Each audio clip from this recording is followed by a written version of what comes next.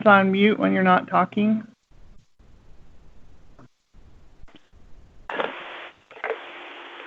What if you don't have a mute button? Then be real quiet. Okay. As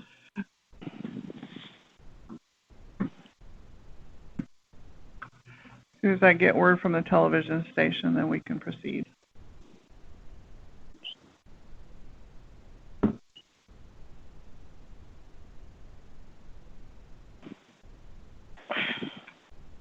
Okay. Good? Okay. Alrighty, just some rules of engagement as we move, and I'll pass it on to Randy to begin the board meeting. But as Lynn said, make sure that your phone is on mute, or if you don't have mute, that you're in a location where you have minimal background noise. Remember to turn off any sound notifications, ringers on your computer and phone, so we don't, again, it just helps with the noise factor. And then make sure that you remember to unmute your phone when you are going to respond. And when we are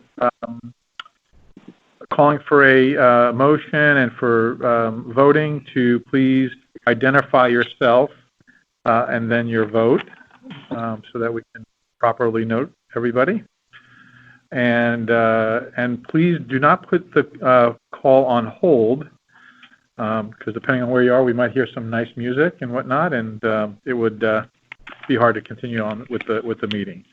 Again, this you have everything you need in front, but we are streaming the audio live on YouTube, and in addition to again mimic a board meeting if you were here in person, the memos that you will be voting on will be displayed on the YouTube screen. So if you are viewing it the public, you'll be able to actually see the memos as well. So with that, I'm going to hand it over to Chairman Howard to begin the meeting. Well, great.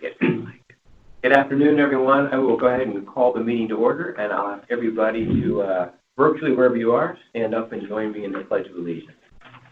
Pledge of Allegiance To the flag of the United States of America, and to the republic for which it stands, one nation, under God, indivisible, with liberty and justice. So with that, I'll ask Lynn to do a roll call for us. Yes. Trustee Davis. In attendance. Trustee Doherty. Here. Trustee Dye. Here. Trustee Freckleton. Here. Trustee Haas. Here. Trustee Holness. Here. Trustee Howard. Here. Trustee Lloyd. Here. Trustee Lubai. Here. Thank you. Lynn, do we have any public participation today? We have no request for public participation. Great, thank you. With that, we will move on to the public hearing for college policies. Right. Yes, this is the second reading for the policy for alcoholic beverages on college property. This will prohibit alcohol on all college property except for 5 places, that being the News Journal Center, Maury Hussein Center, Conference Center, Limerand Centers, and the Blacker Palmcoast Campus Amphitheater. In those 5 locations, alcohol will be permitted, but the rest of the policy has the restrictions on the use in those areas. Okay, so this is the second reading on this. I have a motion to bring it forward. I so move. Bob Davis. Second, Betty Holness. Okay, having a motion and a second, any discussions or questions? Hearing none, all those in favor, we're going to do a roll call for that. Yes. Roll Bob call. Davis, yes. Trustee Doherty. Yes. Trustee Dye. Yes. Trustee Freckleton, Yes. Trustee Haas, Yes. Trustee Holness, Yes. Trustee Howard, Yes. Trustee Lloyd, Aye. Trustee Lubai. Aye. Thank you. Okay, motion passes unanimously. With that, we will move on to the consent agenda. Anybody want to bring up an item to pull off of the consent agenda for further discussion? I so move we accept the consent agenda. Bob Davis. Lloyd, Have a second. Okay, we'll do a roll call again. For all those in favor, say aye or yes. Trustee Davis, Aye. Trustee Doherty, Aye. Trustee Dye, Aye. Trustee Freckleton, Aye.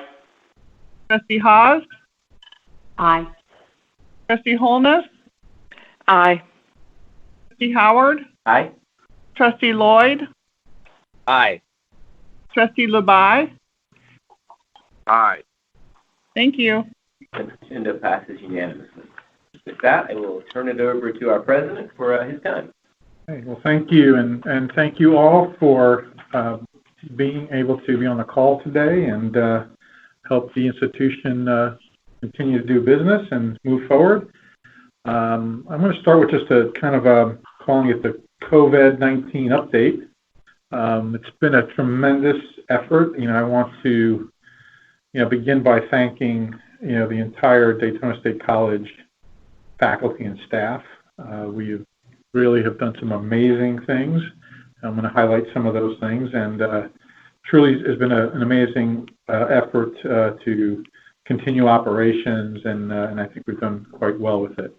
So again, thank you to the staff, and shout out to our students. If there's any students listening, they also, have persevered and transitioning to online courses, and I think overall things have been positive feedback from the students. So just some highlights. As a state college and the college and the community college for our area, one of the things we did is reached out to the local hospitals, and proud to say that we've been able to give out over 3,000 different medical devices. We've given out respirators, N95 masks, surgical masks. We had some surgical masks with shields. We had 5 ventilators that we were able to put on loan. And again, it was good to be able to help the community. In addition to working with emergency management in Flagler County, we are a testing site on our Palm Coast campus. So that, I think, began yesterday, and they were prioritizing with testing emergency personnel, services personnel, and I think we'll then open it up once that's complete. So working with our community to help us get through this period of time. Going back to spring break, it was, over spring break when we were on our spring break when things began to evolve, and we had made a call over that period of time, and on Monday, March 16th, we informed the faculty that we needed to convert all face-to-face and hybrid courses, and that was completed in just 1 week. By March 23rd, we had converted 1,355 courses to face-to-face and 234 hybrid sections to online. So face-to-face to online and hybrid to online. So a pretty Herculean effort to be able to do that in 1 week's period of time. That also includes doing some things in our vocational area where you may initially think we had to stop immediately. They, in I think every case, were able to bring some content online to keep students going on for a few weeks, and but there was a point where we could no longer, deliver the content. So We, again, a lot of faculty helping each other out. We paired experienced faculty up with 227 that we identified faculty who have never taught an online class. So we had teamed them up with a mentor to help them with bringing their classes online. And I think that worked out well. And we've trained staff to do other things. An example, the Writing Center and Academic Support Center, library, trained 75 employees, including some student workers, to respond to chats and to answer questions via chat. And that's kind of some of the academic things that happen. And Amy, if I miss a key thing, feel free to chime in. Moving on, campus safety's been active. Louis has been giving the senior team daily updates. We have daily meetings, and he reports on what's going on with CDC and the statistics within the state and also our 2 counties. And we, as I mentioned, he's been working with Flagler County Emergency Management to set up that testing site up on the Palm Coast campus. Overall, in enrollment services, some of the things, we've moved 90% of our operations to remote status. And we have, so all of our advisors in academic advising are able to do their work at home. All specialists are answering emails and phone calls. Our phone calls have increased from several hundreds to like 5,000 or so in a given time period. We working with K-12 system. We've made arrangements with Volusia and Flagler County schools on dual enrollment so they can complete their enrollment for summer and fall via email, so that we are continuing to register students. Financial aid has also moved 95% of their workforce off remotely, and they're doing a good job with that, and only, again, essential staff coming in to do things that cannot be done at home. Marketing has, supported the efforts with communications on our website, social media, and things like that. They're doing several updates a week, and now we're down to 1 or 2 per week. And they're doing some good news social media things too to try to help keep people and students positive during this time. Just statistics on chat, which to give you an idea of how much that has changed. We went from between 145 to 95 chats in a week to the last week's statistics. We had 1,515 chats. So, it has grown exponentially, and it seems to be something working really well. In our facilities area, the staff has already installed 15 hand sanitizers strategically. Howard, you may have noticed by the elevators in the building, we now have hand sanitizers. We're going to be adding stands. We placed the order probably back in March, but as you can imagine, the backlog on those types of requests are several months. I think we're hearing December in delivery for some of these things. But facilities is being, and my 2 words were, I think one of the last meetings I had with the group, we had called them in and had them in the event center, the leadership, and we were doing our distancing back then as well, but was to be flexible and creative. Creativity. So they are facilities looking at making our own stands so we can be able to, as we hopefully are being able to come back, we will be able to have some additional stations of sanitizer located where need be. Our custodial staff, hats off to them. They They come in to the areas that are being used daily to clean, including this boardroom and our office suite there. And they come in regularly to clean. HR has been able to do virtually everything. Payroll is, we've been able to do this prior to this issue, so it was probably one of the areas up and running, immediately, or not having to worry about, was they could run payroll virtually. So that was a big thing to be able to do. IT has also been supporting, and the faculty, we had faculty we call that were not up on instructional resources, and they had made a bunch of phone calls. The team reached out and called the 228 faculty members that have never taught online, and to help support. They worked with our vendor, D2L, to increase the Falcon Online system capacity so that we could absorb the increase.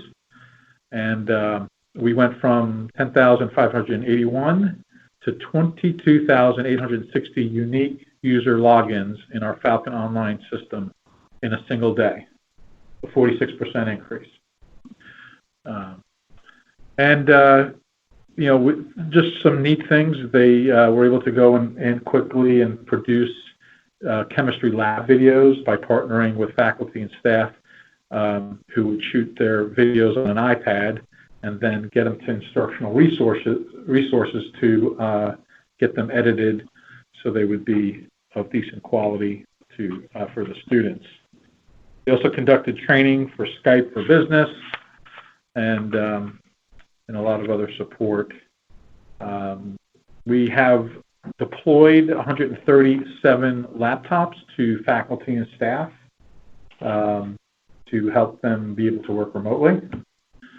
And to date, we have loaned out 25 laptops to students who did not have a reliable device at home. And so we did that. We also, when this happened, we were beginning our B term, which added an extra wrinkle into the process. So we had students starting their first classes. They were scheduled, I think, March, whenever it was we came back from spring break. But we delayed it for a week. But we also worked with our bookstore, who jumped right in and offered free shipping.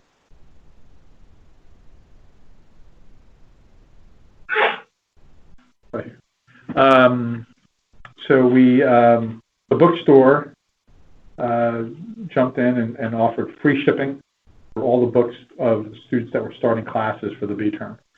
On occasion, when shipping wasn't a viable option, we had a pickup point that they can come on campus to pick up their books and supplies. So that went very smooth. And our accessibility services team is, connecting with students to remote adaptive technology like JAWS and Zoom and Dragon and things like that, online interpretive teleconferencing services, so that our students who need accommodations are still able to get those. Center for Women and Men has reached out to all the C campus parents. Again, C Campus is the program where we help support these students who have children in daycare.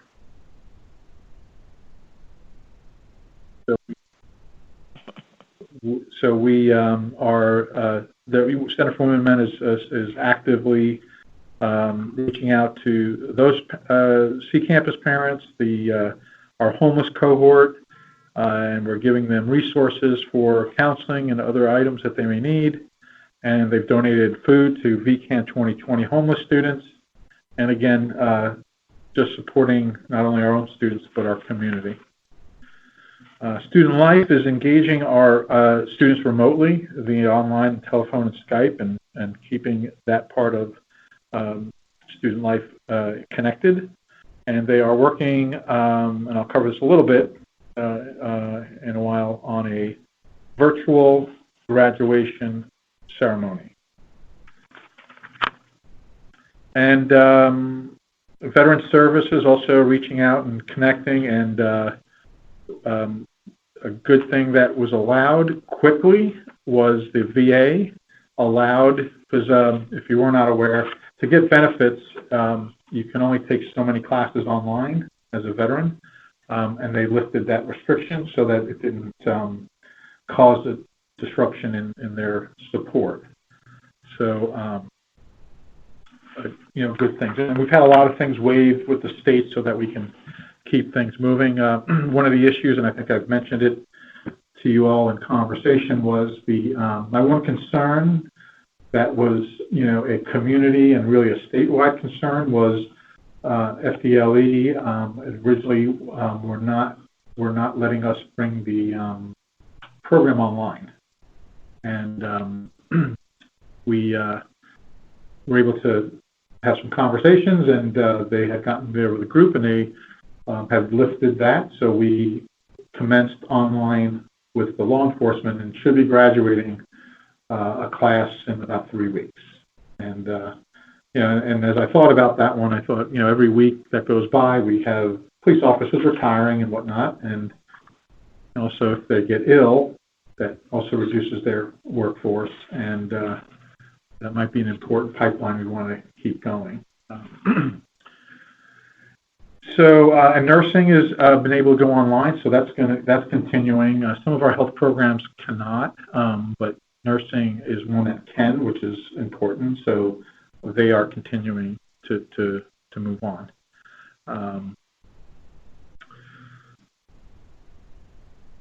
And so the other item that I have is, so our career technical programs like HVAC and machining and welding and whatnot, as I mentioned, we were able to do some things to keep them going online, but we've reached a point where we need to get back to the face-to-face module. So they have put a plan together, and where we would follow CDC guidelines. So, and the good thing is most of these classes are only, between 15 and 18 or 19 students.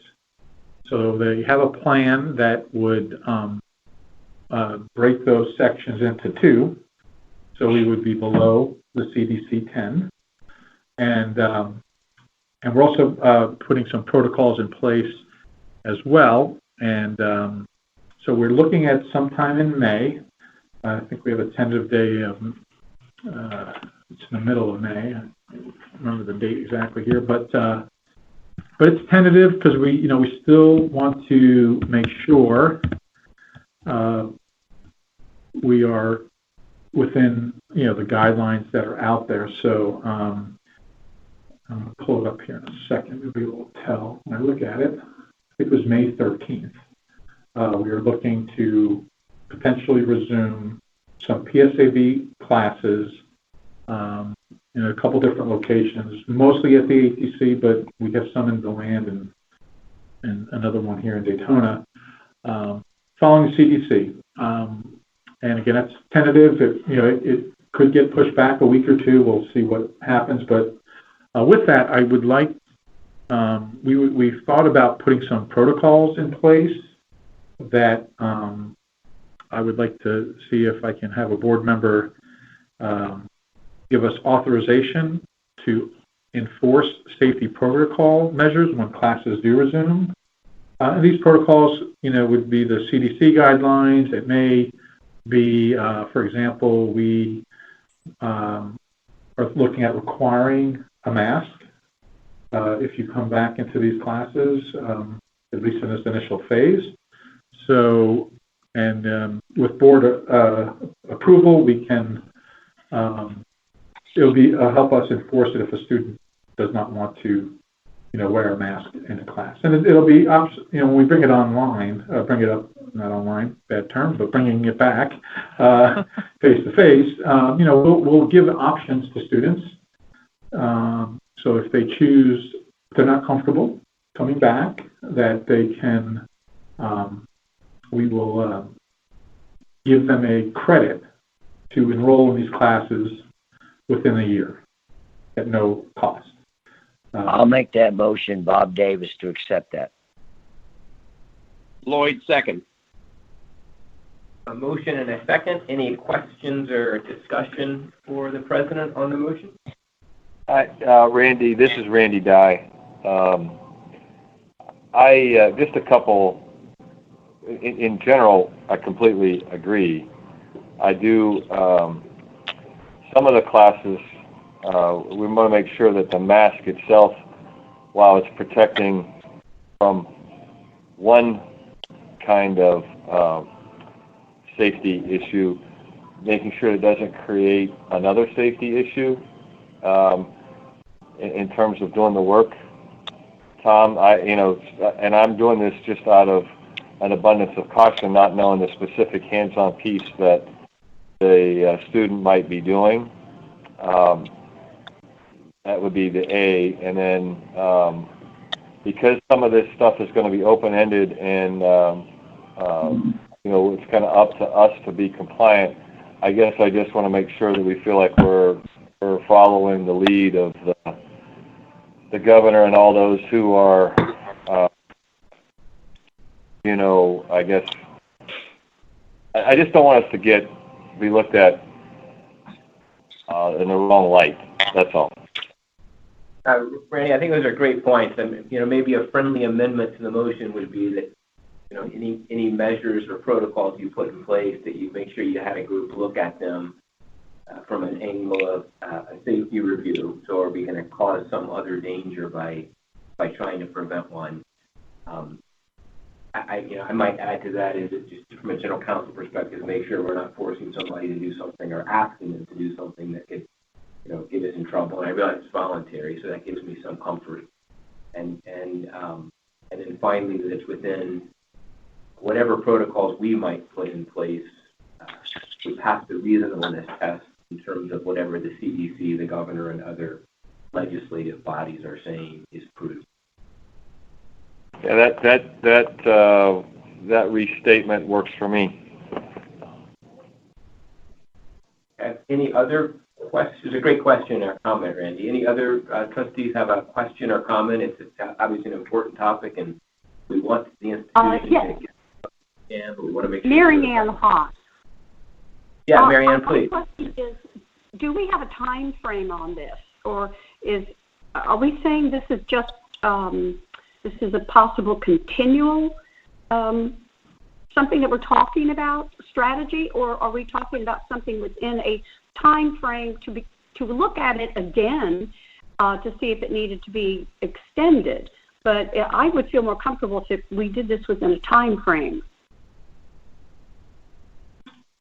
So yes, this would be if and when we make the decision to bring classes back, and the classes we are talking about doing this with are the PSAV classes, and we would look to bring them back in May. And the plan, if we were able to bring them back on, let's say, May 13th, we could finish them by June 30th.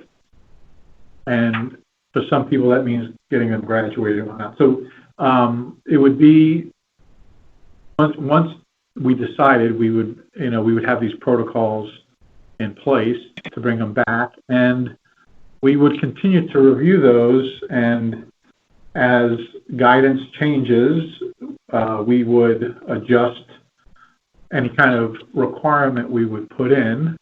For example, if we want to require students to wear a mask, if you are in the automotive technology program, we would continuously evaluate that, and maybe when we start in August a new class, maybe that is lifted because the guidance now gives us guidance on not necessarily needing that. I mean, right now it's recommended. Some areas have, I believe some states have mandated masks for certain activities, like if you go into supermarket, and if you're going to ride public transportation, I've seen where they have made that a requirement. So, we're looking at that again as a mechanism we would do to help students feel comfortable, and that, especially in this first wave of coming back, that we would have that. And I'm not saying we have made that decision, but we may make a decision to make it a requirement and not a suggestion. And that way we have the board's approval to make it a requirement if that seems to be the best choice to make at that time. Just a quick question. When is the next regularly scheduled board meeting? May 16th. May 16th. So, Mary Ann, if I'm hearing your concern... No, it's May 21st. Question, Betty. May 21st.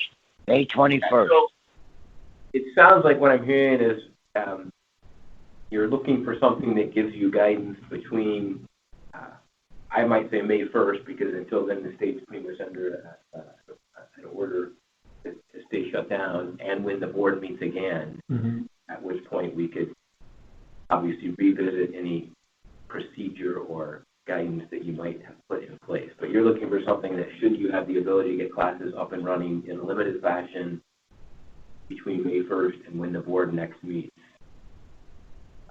That's what you're looking for. Mary Ann, does that answer your question? It's not open-ended forever. It's should they be able to open May 1st, but before we meet again, can they put some reasonable restrictions in place? Or I bet it does. Does the motion be modified? Yeah, and let's first make sure that addresses Mary Ann's question. If it does, okay. You answered it. I'm very satisfied. Thank you. Okay, but then to Betty's point, I think we would modify it. Then that's kind of what the board is approving. We have two. Yes, Bob Davis will modify the time motion. frame, one kind of a three-pronged test of reasonableness. Okay. Any other questions or comments on the motion on the table, the modified motion on the table? Lloyd Freckleton. I just think that the president is being proactive, regardless of what the state comes out with, in trying to make sure that our students are safe, or they feel safer coming back to classes. So I think this is a proactive measure that can be downgraded later on as we see what this virus does. So I think it's very proactive. Thank you, Lloyd. Any other comments or questions? I'd also, this is Bob Lloyd, and I think that this is not only is it proactive, but I think it is in the province of the officers and leaders of the college in addressing day-to-day operations. And so, as a trustee, I'm looking at it as I think this is absolutely necessary to give him that discretion and give the leadership of the college and the day-to-day operations that flexibility and authority to make the decisions they need to for the health and welfare of the students. Thank you, Bob. Any other questions or comments? Okay, hearing none, I'm going to ask Lynn to take a roll call vote. Trustee Davis? Aye. Trustee Doherty? Aye. Trustee Dye? Aye. Trustee Freckleton? Aye. Trustee Haas? Aye. Trustee Holness? Aye. Trustee Howard? Aye. Trustee Lloyd? Aye. Trustee Lubai? Aye. Thank you. Thank you very much. Thank you. In addition to note too, and I'd be happy to share as we develop these protocols with the board what we're looking to do. But in addition, we have also purchased cloth masks that we I think we've given out a few hundred already to staff who are coming in, and we have ordered enough. There's a local company out of Ormond, so they're washable, and so we have ordered enough where we can offer these to employees as well as we begin to come back. And at this time, the thought on employees would be they'd be offered to them and optional to wear, but that could also change if there was guidance that where I think Louis reported where when they talk about the use of masks, they talk about, well, you should use them when you are in a situation where you can't exercise social distancing. So that's where the classroom situation comes into play. But if there's an office area where you're, because of the office, and we're going to do things to try to spread things out, but if there's, where you are close to coworkers, it may be you should wear a mask at that point. So these are the things we're thinking about to try to ease back the workforce as we begin to do that as well. So we thought to help them feel, we would have masks that we would give each employee. We have ordered enough to take care of that. Okay.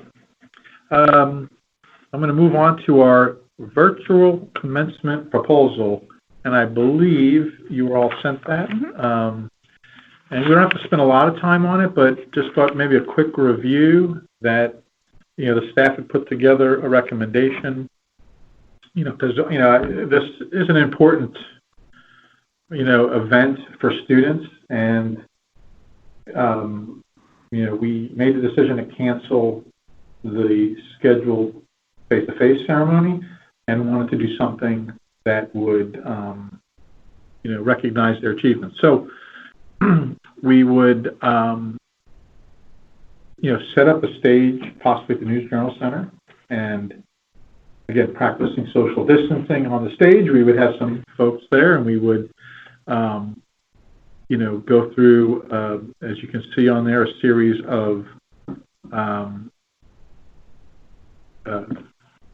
speeches and whatnot, and then we would call out the names, and we're sending out like an application, just like we're treating it just like if it was a face-to-face, because not everyone participates in the ceremony.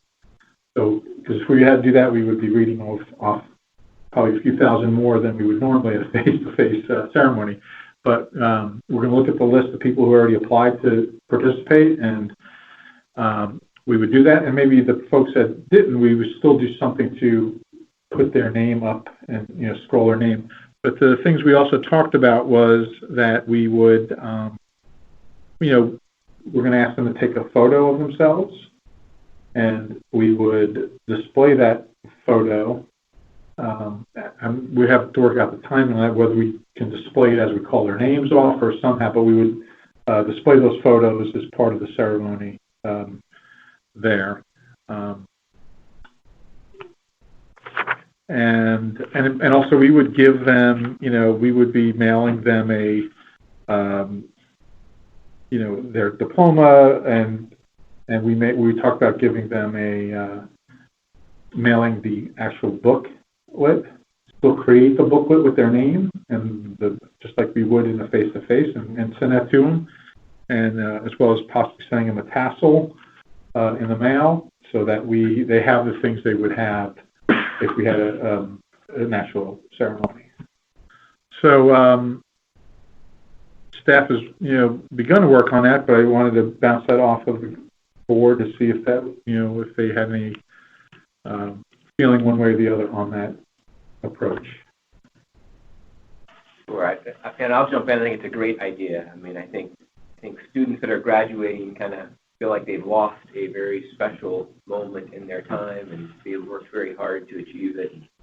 In many cases, or it should be in every case, they're very proud of what they've done, and I think any way can be creative and give them some some feeling of normalcy during times like this, I support it 100%. So, other board members that might want to comment on it? Yeah, Randy, this is Gary Levi. I completely with your comments. I think the efforts that we're making to still, create something that's special for the students, and actually I think in some ways, hopefully 15, 20 years from now, they'll actually look back on this and say we had the most unique graduation ceremony ever. And so I applaud Tom and the team there for everything you all have done to try to, still make this unique and special in some way.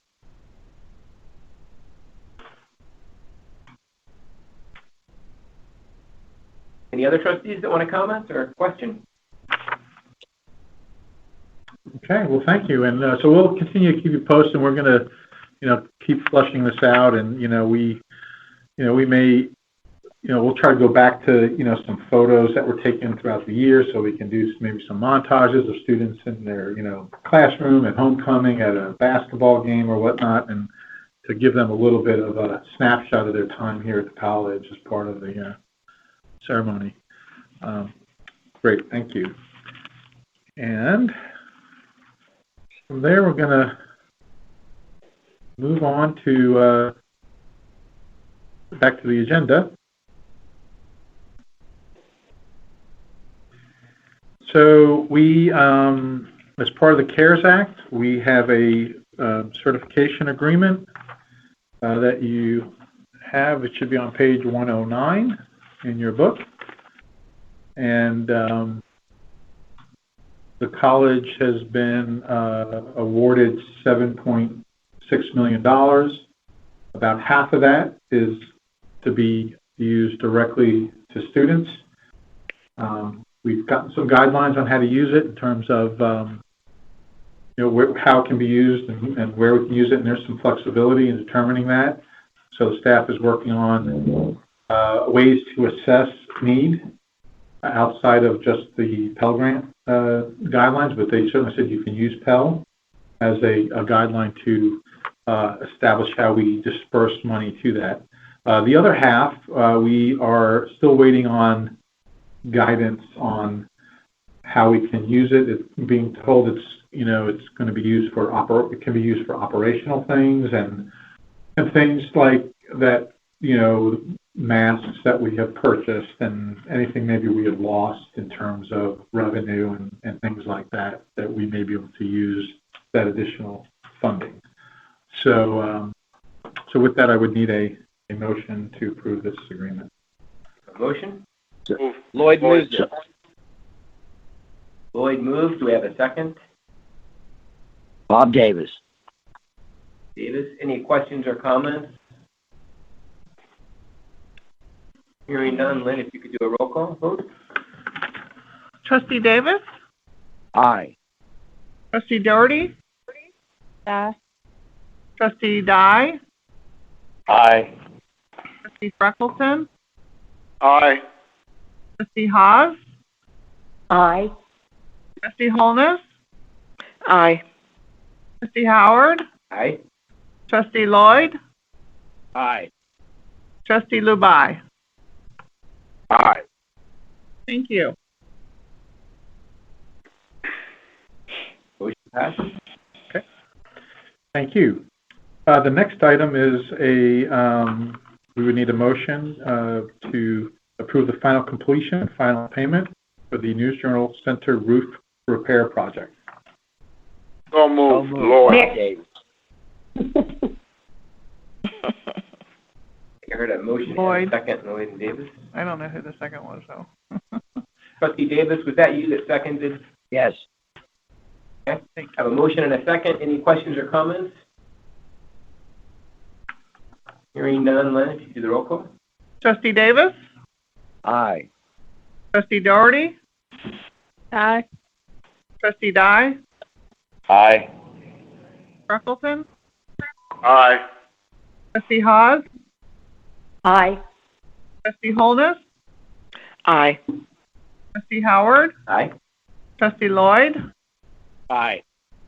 Trustee Lubai. Aye. Thank you. Passes unanimously. Great, thank you. And the my next item is I would need a motion to approve the annual equity report. I want to note that at this point it is just the HR portion of the equity report. That's what they request at this point, and the student one I think has been postponed to a later date. I think maybe the end of June. So we'll be bringing that portion back to the board at that time. So moved. Mary Ann Haas, so move. Second, Lloyd Frackleton.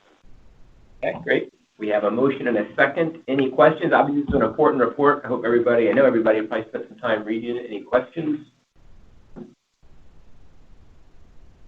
Okay, hearing none. Lynn, if you could do the roll call. Trustee Davis. Aye. Trustee Doherty. Aye. Trustee Dye. Aye. Trustee Freckleton. Aye. Trustee Hawes. Aye. Trustee Holness. Aye. Trustee Howard. Aye. Trustee Lloyd. Aye. Trustee Lubai. Aye. Thank you. Motion passed. Great, thank you. So I'm going to, it was under Brian's time, but I'm going to take that item and at this time, update, we are going to pull this resolution at this time.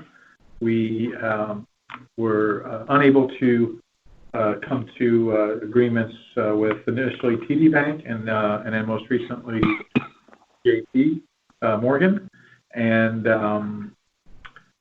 then, Gary, you've been on the, you've been a resource person for the committee, so you can fill in anything you'd like.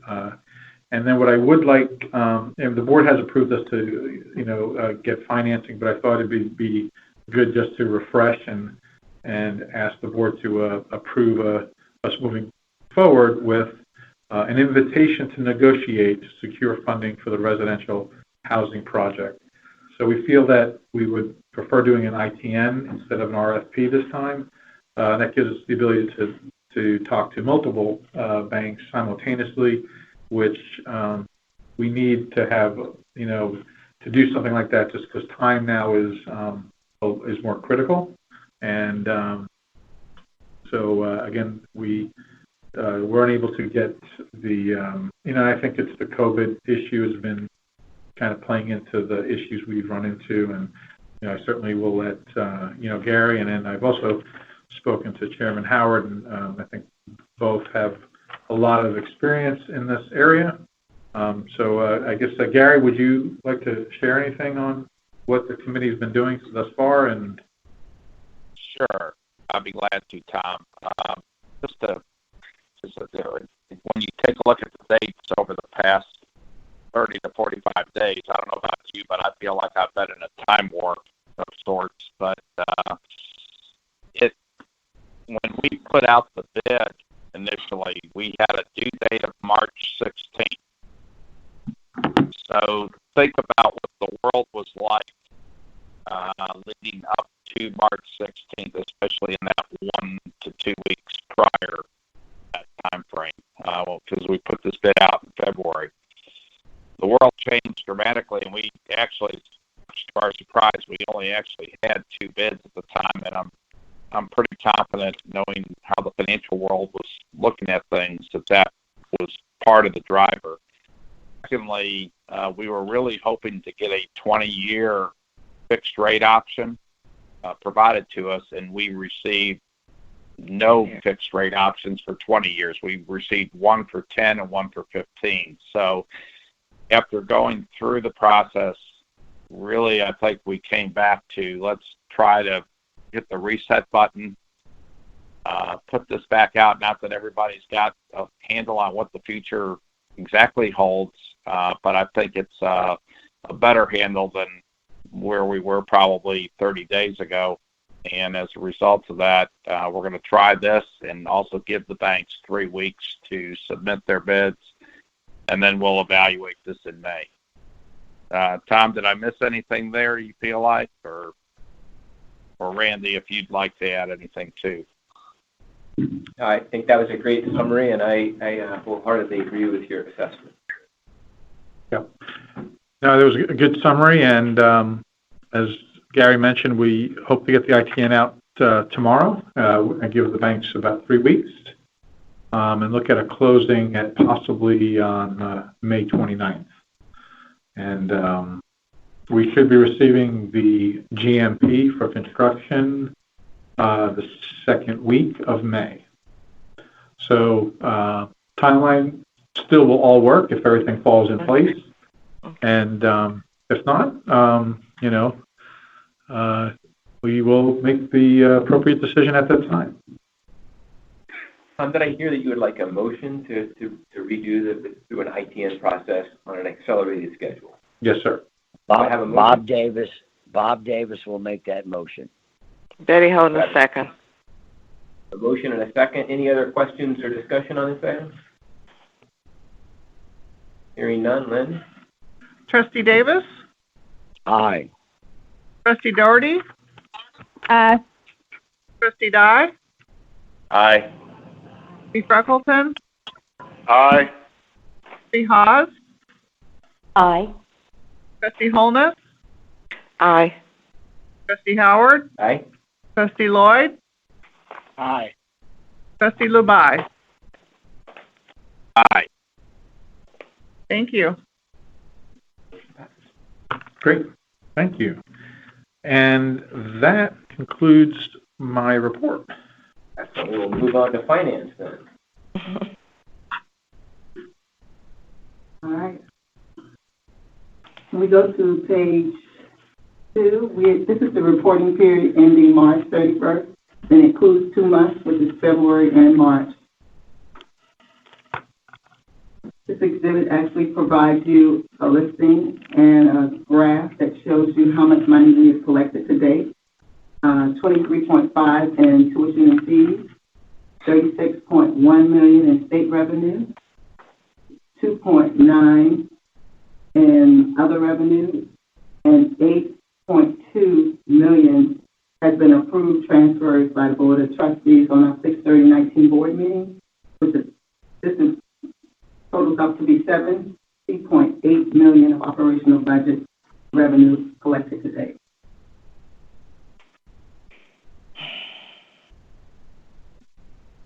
Page 3. Page 3. Now we've given you an analysis of operational expenses to date. We've expended $44 million in personnel expenses, $20.8 million in current expenses, and I give you the breakdown between actual and encumbrances today, which is 17.5 and 3.3. Our capital outlay is at 1.1.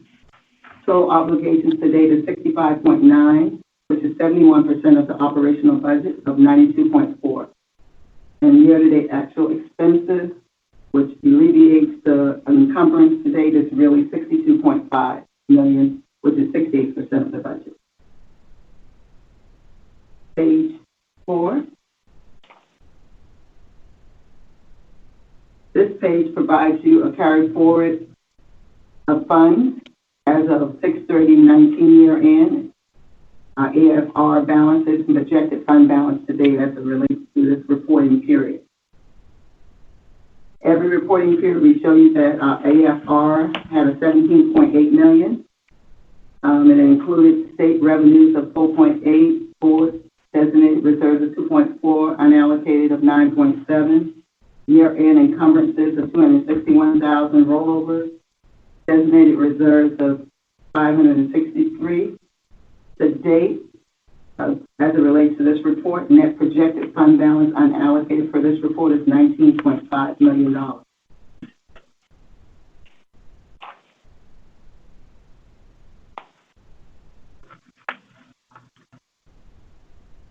Page 5. This is comparison of revenue received to budgeted. And we compare years 1920 years 18-19. As of today's date, 77% of the revenue was collected, and last year this time was 75%. Page 6. This provides a 3-year analysis of tuition and fees from July to March 31st. It shows the in-state tuition, out-of-state tuition, continuing workforce education, full cost tuition, and other fees. To date, we've collected 23.5 and shows a comparison of the last 3 years. Our budgeted tuition and revenue for the budget is a -2%. Page 7. Comparison of actual expenses to budgeted costs. This shows you what we actually expended for personnel, current expenses, and capital outlay for 19-20 compared to 18-19. And as you can see, our personnel expenses almost mirror each other, 68, 69%. Our current expenses are 81%, but was 67% last year. And our capital expenses are at 53, and we're 81%. We kind of did a flip-flop in those two. But that concludes our comparison to last year to this year. Let's move on to page 8. Page 8 provides us funding for major capital projects. The detail of these projects are on page 9. So if I can just move over to page 9. The beginning fund balance as of 7/1 is $31.7 million. Cash appropriations received to date is $8.4. Total expenses encumbered to date is $10.7 million, and our expended is at $6.6 million, and our encumbered is $4 million. Net fund balance in our capital projects budget, which is our Fund 7, is $29.4. We're committed to date $7.5 million, and uncommitted to date $21.9. Moving over to page 10, it provides all the major capital projects that Chris Sharp is working on. There are 14 major capital projects at an estimated cost of $70.9 million. 4 projects have been completed to date.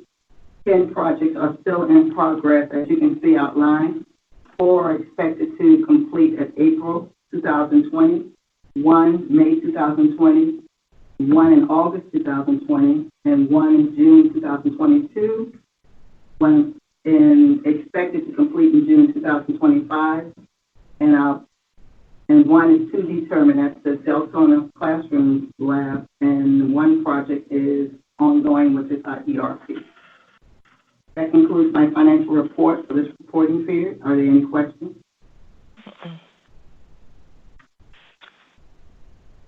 Gary Levi, motion to approve.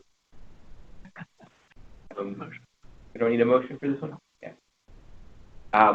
Just a quick question. I mean, obviously, finances are on everybody's mind, I think, is kind of looking out into uncertainty. Have you seen any movement on registrations or withdrawals or anything that would give you concern as to future-looking financials?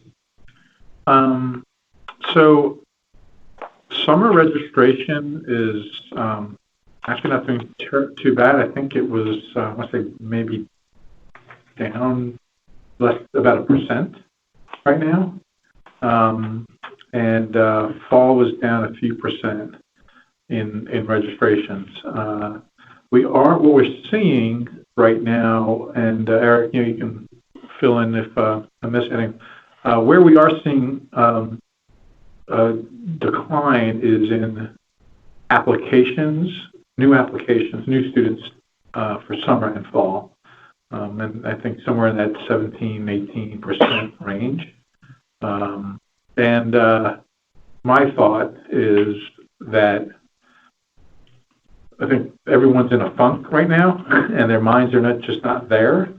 And I think the nature of our college being affordable, and that students will turn around a little bit, and that the students will start applying and getting into that mode. But so yeah, there is overall enrollment is not too bad, and it may actually be, some of it might be a function students who might only take, we need to run the per course load versus head count. But what that's telling me initially, without looking at it, is students may be taking an extra course. The ones that are registering are signing up maybe for an extra course now because they're not working.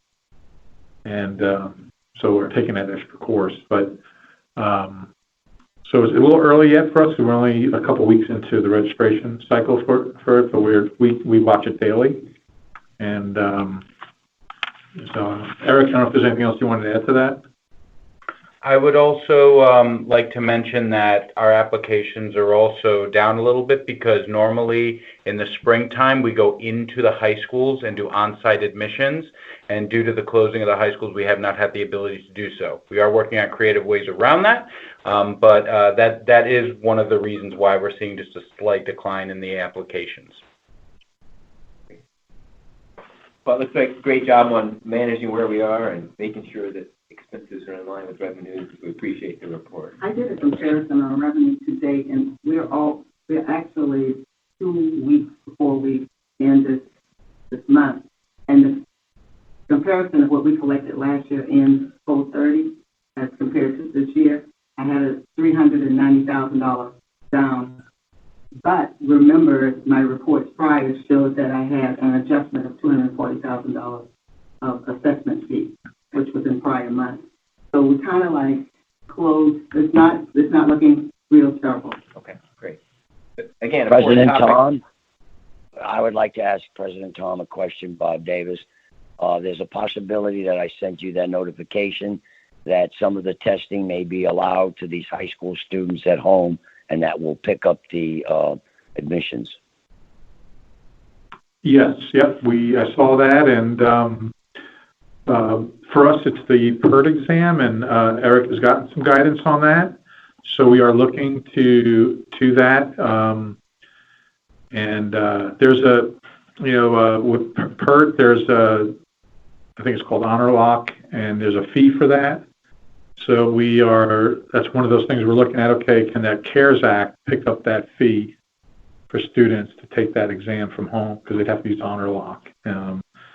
So one way or another, we'll figure that piece out. But yeah, Bob, we did see that. Thank you. And that would be a hurdle, especially for dual enrollment students. That would be a hurdle. Any other questions? Okay. The last item on my report is the ACHs and the wire transfers that are over $50,000. We present this to the board every month. It has 2 periods that we are presenting, February and March. So this is being presented to the board for information on. Great, thank you. Great report, appreciate it. Academic affairs. Good afternoon.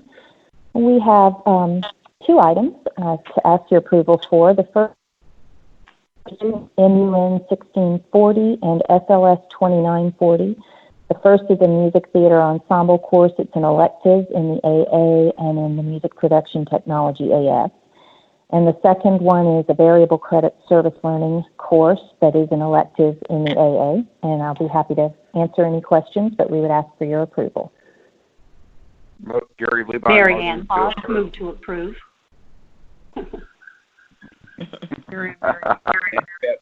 Motion and a second. Any questions? Hearing no questions, Lynn, if you want to do a roll call. Trustee Davis? Aye. Trustee Doherty? Trustee Dye? Yes. Trustee Freckleton? Aye. Trustee Haas? Aye. Trustee Holness? Aye. Trustee Howard? Aye. Trustee Lloyd? Aye. Trustee Lubai? Aye. Thank you. Motion passes. Thank you. Our next item is on the general education core curriculum. The AA contains 36 hours of general education classes that are the foundation for any subsequent bachelor's degree. It contains credits in 5 major areas: communication, math, science, humanities, and social science. We review it every 3 years, and so it has gone through a review this past year, and our General Education Committee has made a few adjustments under the headings of humanities, natural science, and social science, added a few more courses that will count for the global, cultural global graduation requirement. And so I'll be happy to answer any questions about those adjustments, but we would ask for your approval. I have a motion. Motion to approve. Lloyd, second. We have a motion and a second. Any questions or comments? Hearing none, Lynn, if you do the roll call. Trustee Davis? Aye. I feel like I'm in the Navy. Trustee Dye? Yes. Trustee Freckleton? Aye. Trustee Hawes? Aye. Trustee Holden? Aye. Trustee Howard? Aye. Trustee Lloyd? Aye. Trustee Lubai? Aye. Thank you. Motion passes, and I commend you and the committee for always taking a look at that. There's always changes you can make that are favorable, and we appreciate it. Thank you. Okay. Constituents, yes. And on an academic note, I think it's happened since last meeting, but we were notified that we received SAC's approval for the BS in accounting, so which is great news. And I think we have, I don't know, Eric, if you have it on there at the tip of your fingers, but we received a number of applications for fall already. We have 35 applications already, and 3 students have already registered for the fall. Great. Great. All right. Constituent head. So we, Stephen Mixit. Stephen Mixit did send us an email that, Lynn, you're going to read into the... I don't have it in front of me. Do you have it attached to your... Oh, do I? I think you do. I didn't think I saw it. Look at your attached in your book behind your... Okay. Thank you. Okay, I have it. So Stephen has given us a report for me to read to you all. So I will begin. Dear Daytona State College Board of Trustees, the Student Government Association would like to recognize the efforts of everyone at the college during these unprecedented times. The swift, agile response by the college to the coronavirus pandemic enabled our students to maintain social distancing while still pursuing their academic goals and minimize risks to their health and studies. Furthermore, students significantly impacted were given options to protect the students' grades and financial investment in their education. On behalf of the student body and Student Government Association, we thank the Board of Trustees, administration, faculty, and others who continue to act with our students' best interest at heart. The SGA has been actively adapting to social distancing and digital engagement. One of the ways SGA came up with getting students engaged digitally was with Virtual Spirit Week. Committee Chair and SGA Secretary Maylene Rodriguez put Spirit Week together with ideas contributed by other SGA board members Peyton Thompson and Zoe Gervich.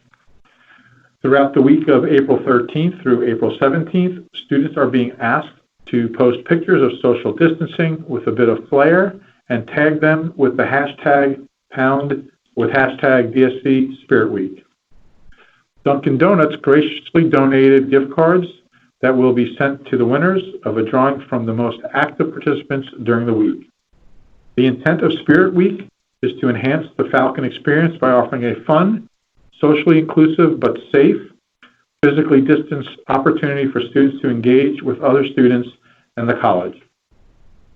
SGA, with the assistance of Mr. Chris Tomes and the marketing department, sent the message to student body via social media to promote perseverance and resilience as they adapt to new obstacles created by coronavirus. We would like to thank Mr. Tomes for assisting us with getting the message out. Thank you again to the Board of Trustees and all who have diligently ensured the opportunities are present, even when faced with a pandemic, for student success. Respectfully, Stephen Mixitz, President, Daytona State College, SGA. Thank you. Now we do Dr. Tallow. Sure. Faculty does have a report from Dr. Levon Towell. Yes. Dr. Towell reports faculty are diligently working on their online courses, and it seems like it has been a largely smooth transition. He'll have more information regarding motions and other work at the next board meeting. That concludes his report. Thank you.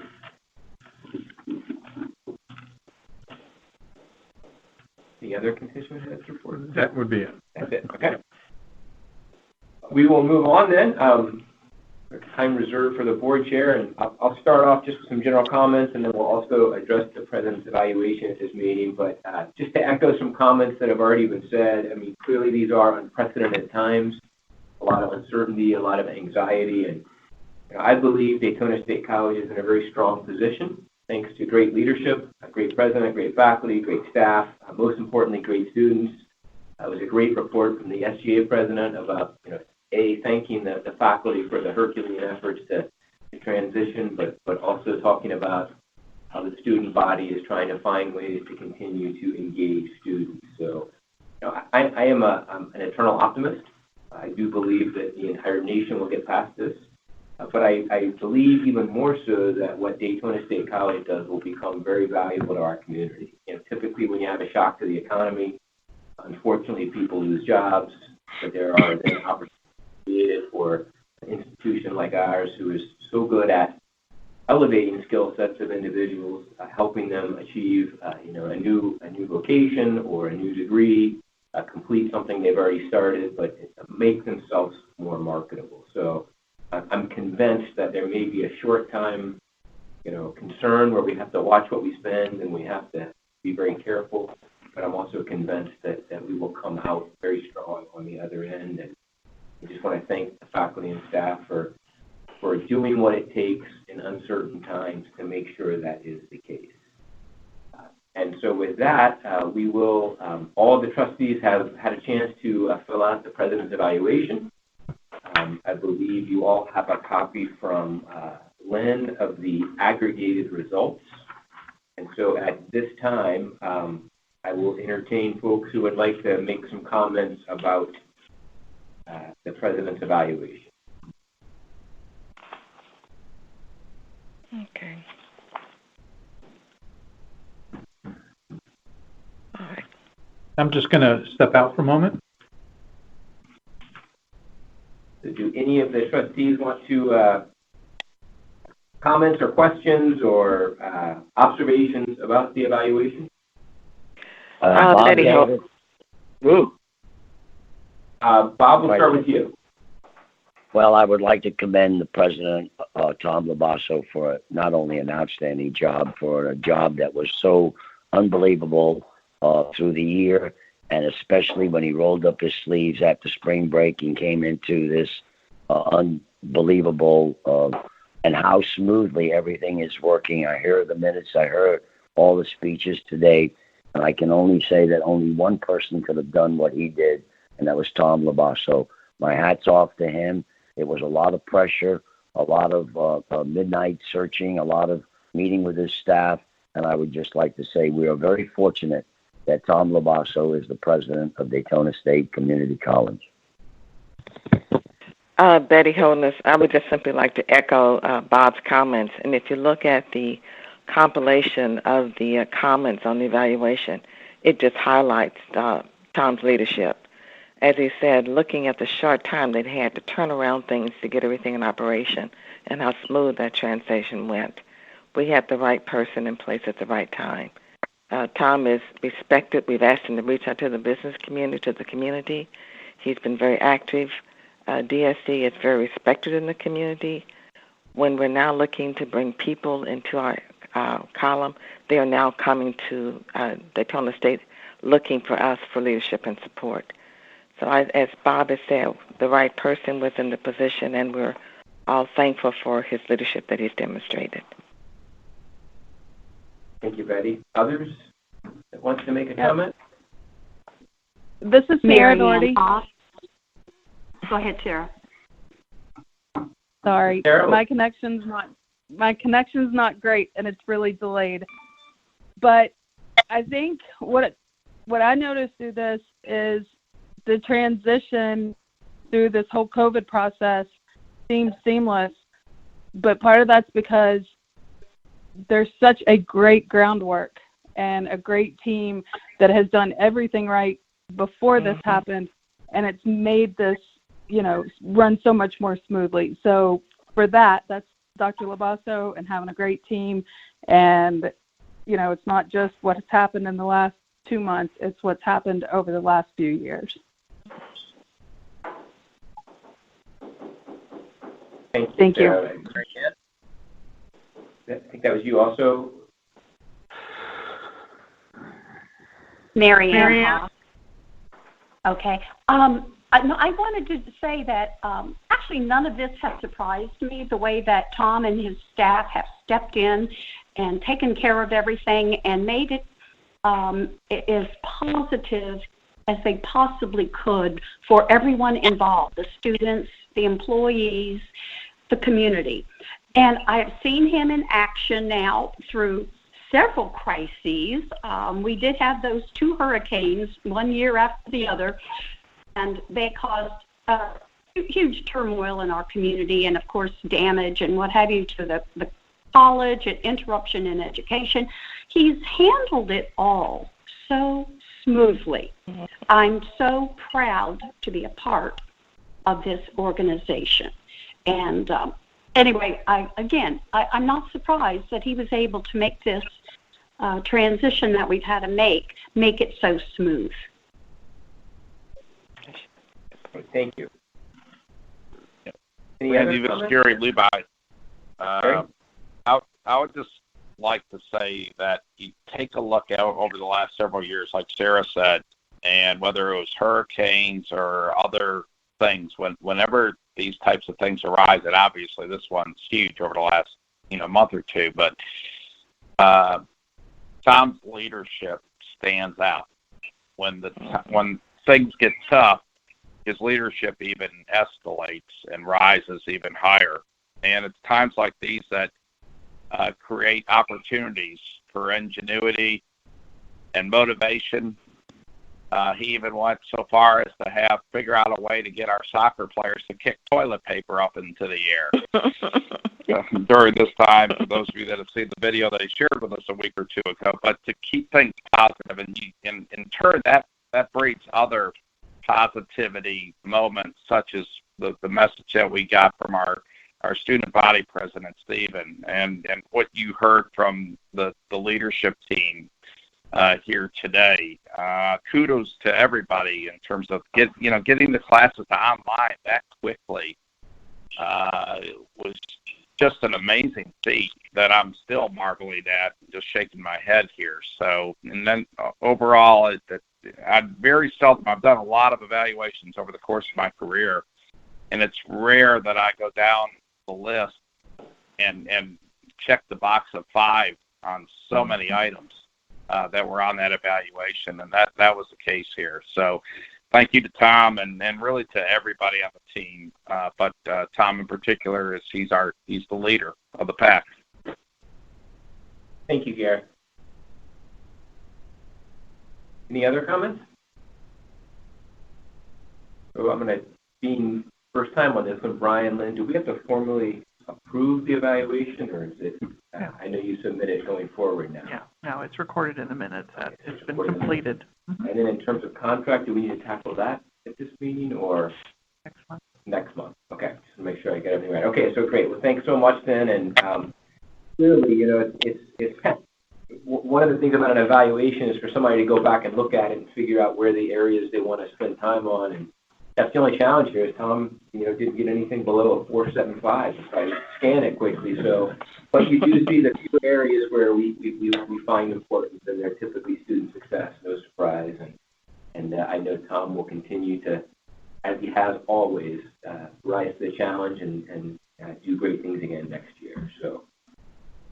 that, we will move into time reserved for the board members.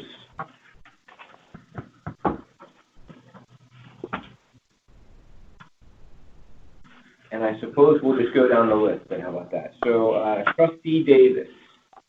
Yes, I think the one thing that we've overlooked, and I would like to commend, and some of the new folks are not particularly aware of all that went into the 219, 220 performance targets.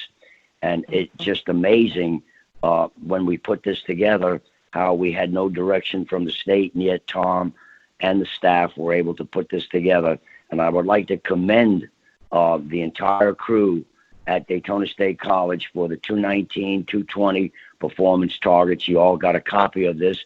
It's amazing how he's driven, and this has gone on for several years.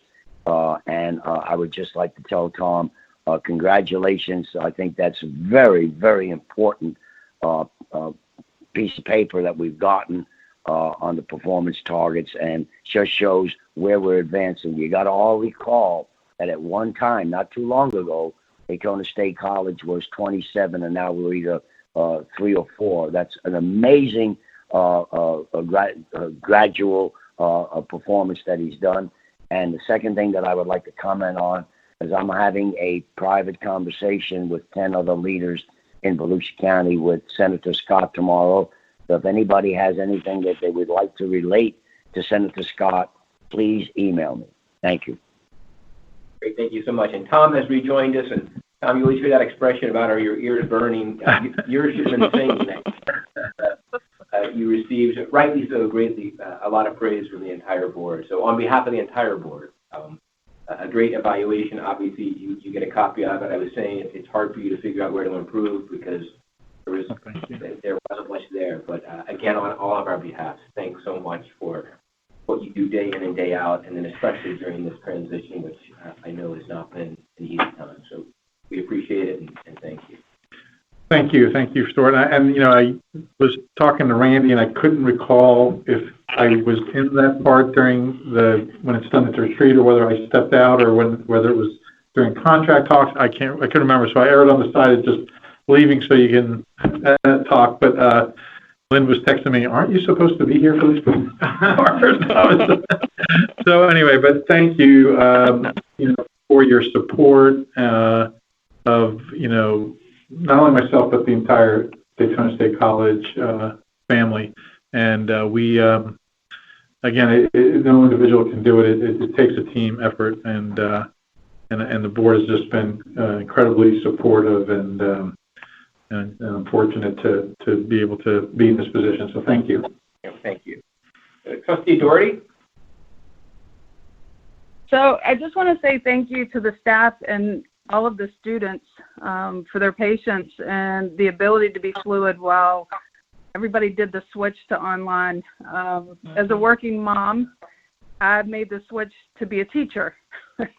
And I watched the kids have to go through changes, and I don't think it's any easier as an adult student or as a young student, but for the staff to be able to change so quickly, and to me, from this level, it seems like it was seamless. So that it just takes so much out of a person. I'm going through it now. I just wanted to say thank you. Thank you. Trustee Dye?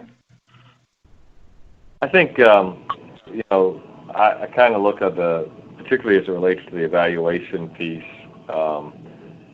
fortunate to have participated in a lot of different boards and gained a lot of knowledge, certainly a lot of experience.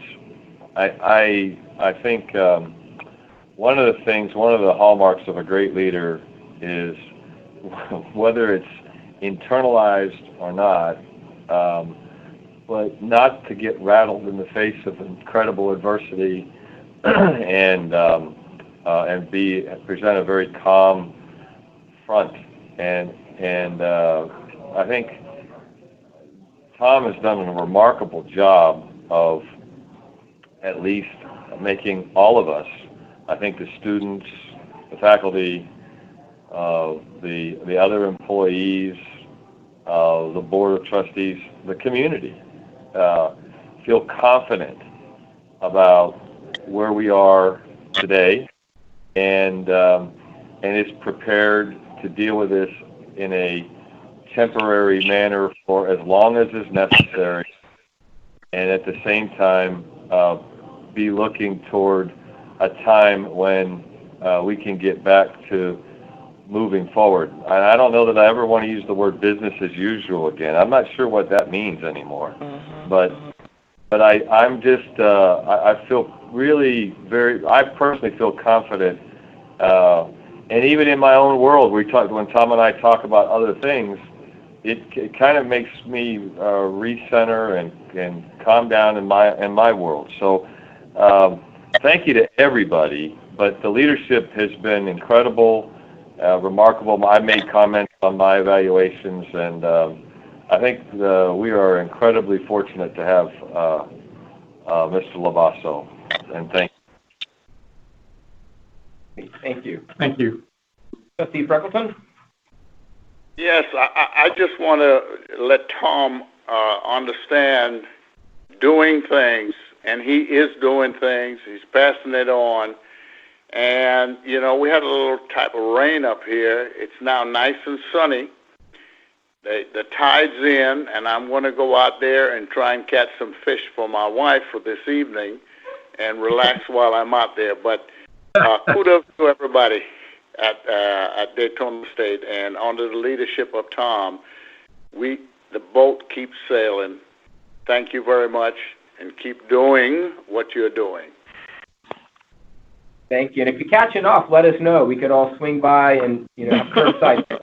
That's right. Thank you, Lloyd. Trustee Haas?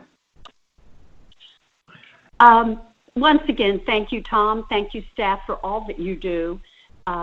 It makes such a difference. It makes a difference for our community, makes a difference for the future of our community. And I really am anxious to see everybody again, and I hope that is really sooner rather than later. So I look forward to seeing all your smiling faces. That's all. Thank you. Thank you, Marianne. Trustee Holman? Yeah, when I look at the information provided with the president evaluation, the 4 pages of all the things that we've accomplished, and as he said again, it's because he's such a fantastic leader and staff, and this has been a smooth transition. And then the marketing information that we get, Gary mentioned the toilet issue with the soccer, and then the video with the staff. Again, conflict communicates the value in always putting students first, still keeping a little humor in these bad situations. Tom has been a wonderful leader, and as you said too, it's not just this past month, but it's a combination of many, many things. And we've been blessed. As I said, he's well respected throughout the community, to the presidential colleagues. We're blessed to have him where he is, and we're also blessed to have the staff who, no matter what we keep throwing at them, they get together, work it out, and get it done. So I know I've always asked Tom, when he communicates with the staff, to let him know that the board appreciates each and every one of them, and we do appreciate his leadership and their leadership in helping our students to make this transition, and again, working on their delivery of their education. Everyone stay safe. These are difficult times, as Randy said. They're never going to go back to the way they were. We just have to kind of roll with the punches, and working as a team that we are, we'll get through it. Take care. Thank you. Thank you, Betty. Trustee Lloyd? Whoops, there, got a little late on the mute. I'm going to second everything that was said previously about Tom and his leadership, and that of the administration and the faculty and the students and staff. Unprecedented times, and we're going to look back on this, and it will be one of those events that'll forever be marked in the history books. Mm-hmm. And how we react today will tell generations to come. So it's an important moment for us as Americans. And I think, in our community, I'm very, very proud of the way that the community has rallied and supported each other. And Daytona State College certainly is among those. And Sarah, with a college student at home and a junior in high school at home doing online education, it is certainly a challenge. And regardless of what we do for our healthcare workers, my goodness, do we need to salute our teachers. Agreed. They all need raises.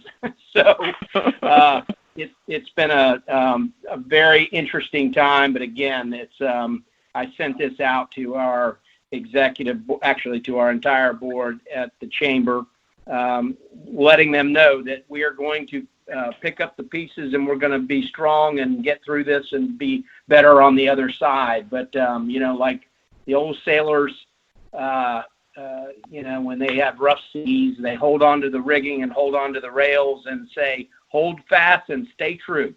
So we'll do it. And thank you. Thank you, Bob. Thanks, Bob. Levi? Yes. Well, Tom, you were out of the room, and I just said when the going gets tough, your leadership gets cranking to another level.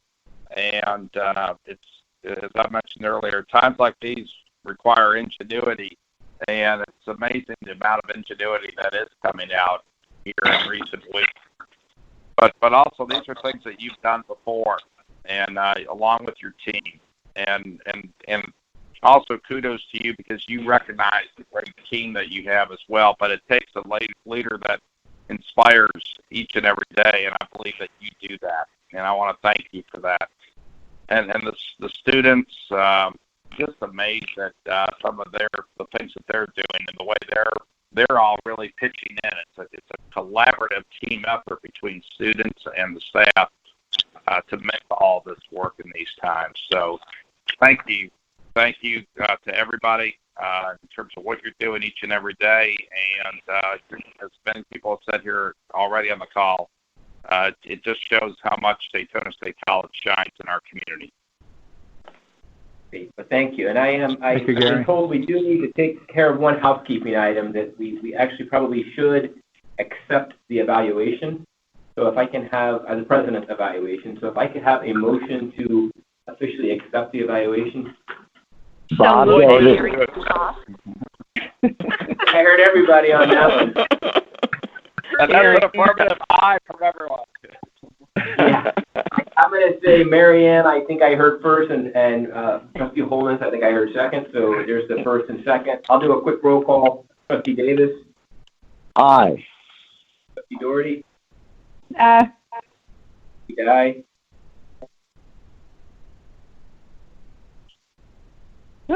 Aye. Okay, Trustee Freckleton? Aye. Trustee Haas? Aye. Trustee Holness? Aye. Trustee Howard? Aye. Trustee Lloyd? Aye. Trustee Levi? Aye. Thank you. Evaluation is accepted. And I just want to end by a lot of thanks going around. I want to thank my fellow board members. Virtual board meetings are always a challenge, and I appreciate you all muting your phones and being present and engaged, even though we're not all here together. So I thank you for your time. And Glenn, oftentimes overlooked, but a special thanks for keeping us all corralled and herded and with the right information. Otherwise, none of this happens. So thank you so much. Everybody stay safe, stay healthy. Hopefully next time we meet, we'll be able to get back out and about. But if not, we will figure out how we'll meet then. And with that, we'll adjourn the meeting. Thank you. Thanks, everyone. Thank you.